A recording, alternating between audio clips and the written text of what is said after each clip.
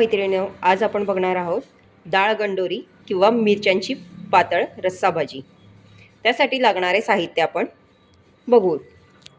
इथे मी अर्धी वाटी तुरीची डाळ घेतलेली आहे, एक जाड मिरची तिचे काप करून घेतलेले आहे, 6 बारीक हिरव्या मिरच्या, 10 लसूण पाकळ्या, अर्धा इंच अद्रकाचा तुकडा आणि कोथिंबीर।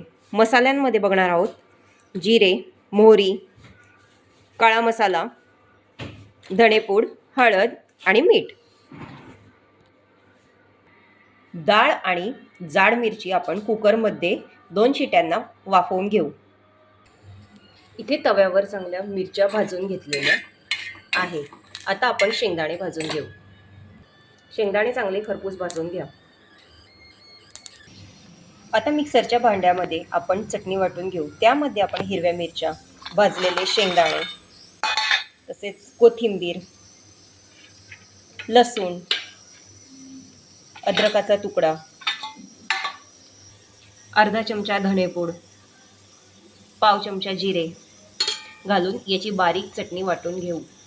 इथे तुम्ही बघू शकता आपली हिरवी चटणी तयार झालेली आहे। ही हिरवी चटणी आपण परतून घेऊया। कढईमध्ये आपण तेल कडकडीत गरम करून घेतले आहे। त्यामध्ये आपण मोहरी, एका लसणाचे काप, जिरे तडतडून घेणार आहोत। जिरे तडतडल्यानंतर आपण त्यामध्ये आपण केलेली हिरवी चटणी घालू।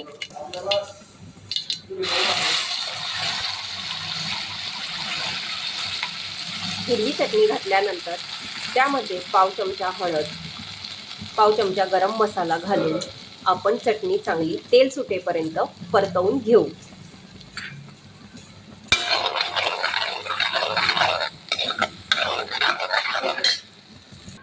आपल्या चटणीला इथे तेल सुटलेले आहे। आता आपण यामध्ये डाळीचे आणि मिरच्यांचे मिश्रण घालूया। इथे बघू शकता तुम्ही डाळ या प्रकारामध्ये शिजलेली आहे।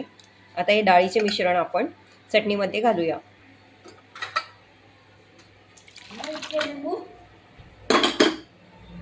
डाळीचे मिश्रण आपण यामध्ये घातले आहे। आता यामध्ये आपण थोडं गरम पाण्याचा वापर करणार आहोत।